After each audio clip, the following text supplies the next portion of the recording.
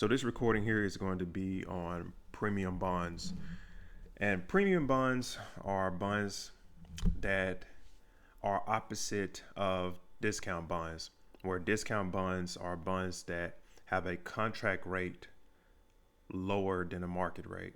So if the contract rate is, let's just say 6%, the market rate should be higher than that contract rate in order for it to be classified as a discount bond. Premium bonds, completely opposite. The contract rate, in order for it to be classified as premiums bonds, should be higher or must be higher than the market rate. So I'll go ahead and put it on here that premium bonds are bonds that have a contract rate greater than the market rate.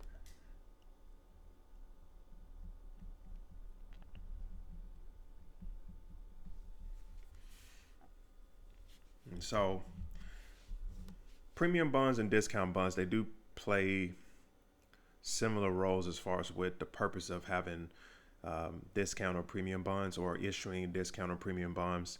And it's to compensate for the level of risk that the lender is willing to accept or willing to take from the issuance of the bonds in exchange for supplying the cash to the issuer. So just to put this premium bonds into practice here, I'm going to go ahead and put down a scenario. And I'm going to say that on January 1st is the issuance of the bonds. Issuance of bonds. And the amount, the face value of the bonds is $100,000. So that's the face value. And these bonds that's issued at $100,000 is issued at 103. Okay, so when you see something like this, it says 103, 101, 102, 103, 104, etc. This lets you know that this is a premium bond that's issued to the lender, which means that 103% of $100,000 of cash is to be expected to be received from the lender to the issuer. Okay, so $100,000 is a face value, 103%, and the bond matures in 10 years. So 10 years, it's going to reach its maturity after that 10th year, and it pays semi-annual interest at 6%. So 6% here, that's actually displayed on the bond. This is an annual rate. But cash payments that are going to be made, they're going to be made semi-annually, which means that the 6% will need to be broken out into two parts. So you need to divide that by 6%, which I'll later do here in this recording. And the semi-annual payments are made on June 30th and December 31st. I'm going to put in parentheses semi-annual payments. Okay, so there are a couple of things that we need to do in order to account for these premium bonds. First thing, I'll go ahead and draw a line. We're going to have to record the issuance of the bonds. Record the issuance of the bonds.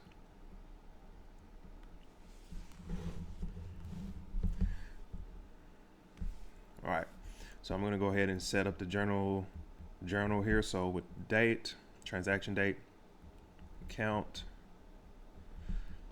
DR for debit, CR for credit. All right, so the date here of the issuance of the bond is January 1st. Right. So since I know that this is a premium bond that was issued, there are going to be three accounts that are going to be affected.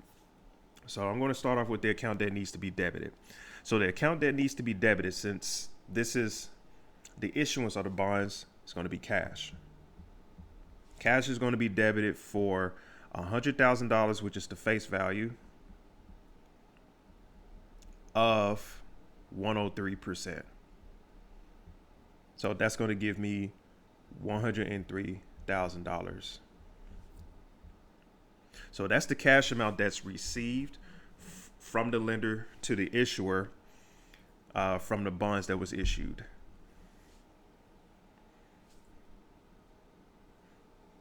Okay, so the next count that I'm going to include in this entry here is going to be bonds payable.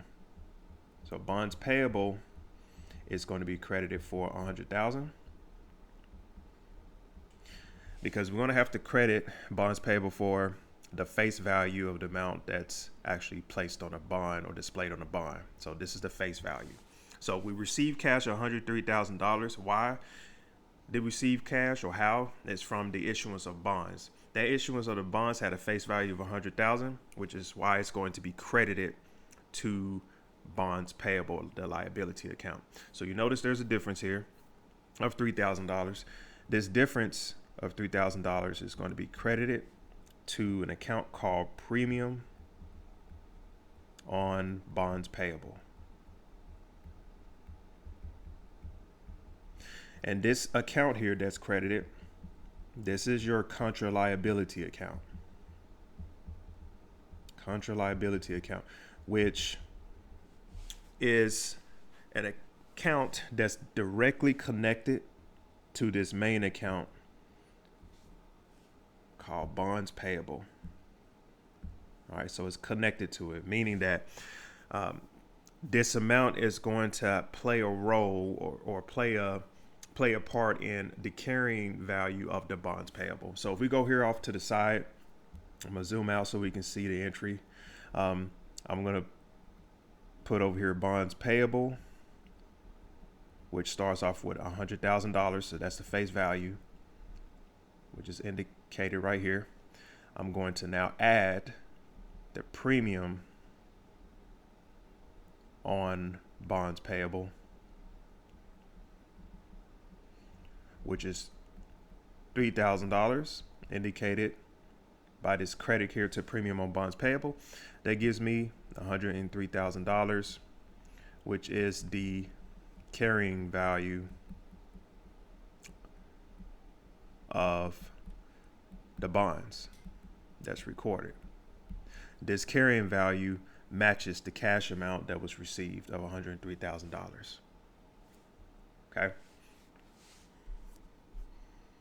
So that's number one. That's the issuance of the bonds.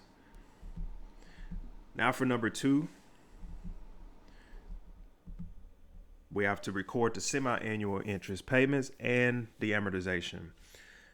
Now, before we do that, have to do some calculations. We have to do some math, I know. So when it comes to figuring out what the semi-annual interest payment needs to be, because that's pretty much step one. I know I did this in the recording on discount bonds, but I want to say provide the necessary steps to take in order to actually complete number two, which is record the semi-annual interest payment and amortization. So step one, though, we have to figure out what the cash payment is going to be semi-annually. And by figuring this out, or in order to figure it out, we're going to take the face value on the bond, which is 100,000. Okay, that's noted here in this little scenario. And we're going to multiply it by this 6%, which is the annual rate that's displayed on the bond. So 100,000, let me zoom out here, 100,000 multiplied by 6%, that gives me $6,000. Now this $6,000 is an amount that is shown on an annual basis. But if we go back up here to this little mini scenario, payments are made semi-annually, which means that payments are made twice a year. So because of that, we need to go ahead and divide this by 2 in order to get our semi-annual payments amount that needs to be made, which is going to be $3,000.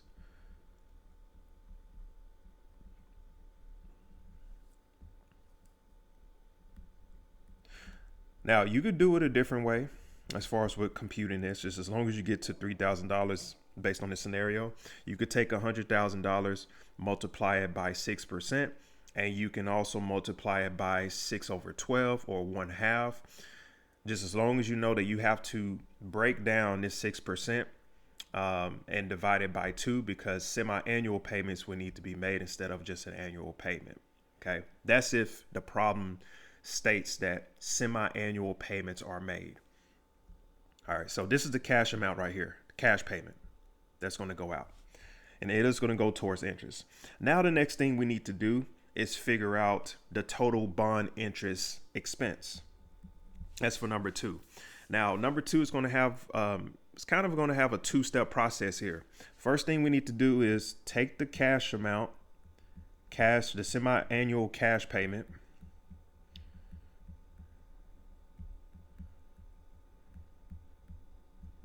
all right, because this is broken down semi-annually, and we're going to multiply it by 20 payments. Okay, that's going to give us $60,000. Now, why 20 payments right here? So if we go back up here to the scenario, the bonds are going to reach its maturity by the 10th year. So these bonds are going to be outstanding for 10 years. So we scroll back down here to the computations, if it would allow me.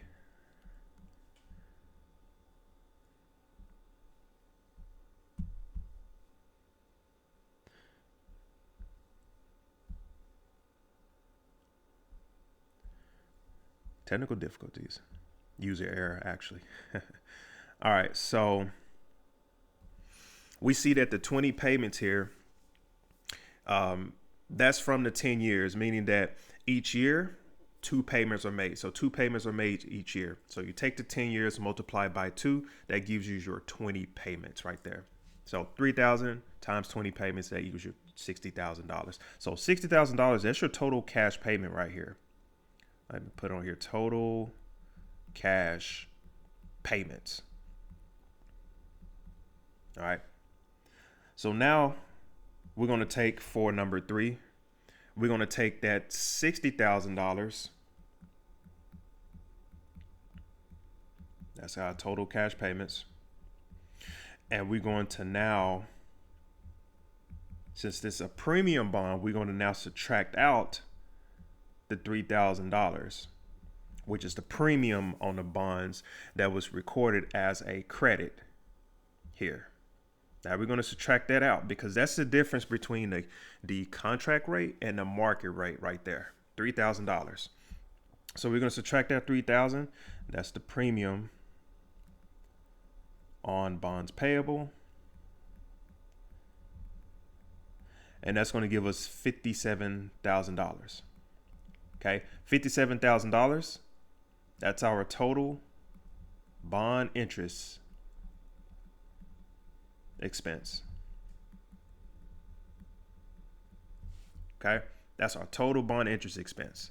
So we have for number 2, we have our total cash payments. And for number 3, we have calculated our total bond interest expense. Now we need to take the total bond interest expense for number 4. And we need to figure out how much of that interest expense that we need to record semi-annually, along with the semi-annual cash payment of $3,000 that was computed in number 1. So take the 57,000 total bond interest expense. Now we're going to divide it by 20 periods. So that's equivalent to the 20 payments in number 2, because we're trying to break this down semi-annually. So that's going to give us $2,850. So that's our semi-annual interest expense that's going to be reported in the books. I'm putting on here bond interest expense. Okay. So I know that you see number 1, 2, 3, 4. These are little mini steps for number 2. All right. So now we can go down and actually do number 2. And number 2 is to record the semi-annual interest payment and amortization, because we're going to have to amortize or write down the premium on the bonds that was initially recorded as a credit on January 1st. All right, so I'm going to put in here the date. Zoom out here so you can see everything. The date, account, DR for debit, CR for credit. And now the date is going to be June 30th. That's our transaction date. Now the reason why is because scroll back up here to the scenario. We see that the bonds or the cash payments were made semi-annually on June 30th and December 31st. So we're starting with the first of the semi-annual interest payments, June 30th. Okay, so just like the entry that was made on January 1st of the issuance of the bonds, we're going to have three accounts that that's going to be affected from this semi-annual interest payment and amortization. So what I like to do is kind of start out of order, but the presentation is still going to be in the correct order, meaning that the accounts that needs to be debited is going to be shown first, followed by the accounts that needs to be credited. So the first thing I would like to do is take number one here and go ahead and take into consideration the cash payment that was made semi-annually of $3,000 on June 30th. So I'm going to go ahead and credit cash for $3,000. Okay, that's our semi-annual payment that was made, that was computed here for number one. Okay. Now, what's the cash payment for? The cash payment was for interest expense, so it covered interest expense. So we're going to go ahead and debit bond interest expense for $2,850. Okay, that is displayed in number 4 here in our little mini steps here. So in order for us to even get to 2815, we had to first figure out what the total cash payments were for number 2 right here. And then for number 3, we had to figure out from the total cash payments, what was the total bond interest expense by taking into consideration the premium on the bonds, because the premium on the bonds is what determines the contract rate, or it comes from the contract rate being different than the market rate. So we have to figure out that difference there. Okay, so that difference was $3,000, which made the total bond interest expense come out to be $57,000. Then the last step, we took the $57,000, which is the total bond interest expense, divided by 20 periods in order for us to get our semi-annual bond interest expense of $2,850. All right, so that's where it comes from. And then we have a difference here. The difference here is going to be of $150. So that $150 is going to be debited to premium on bonds payable. Okay, and this $150, that's the amortization there. And amortization is just a write down of the premium on the bonds payable that was recorded in that account on January 1st. Okay, so that's it when it comes to the premium on the bonds or premium bonds. They are completely opposite of discount bonds, and that the premium on bonds is when the contract rate that's displayed on the bonds is higher than the market rate. And again, with the contract rates, like I mentioned in the recording on discounted bonds or discount bonds, the contract rate is determined by the issuer.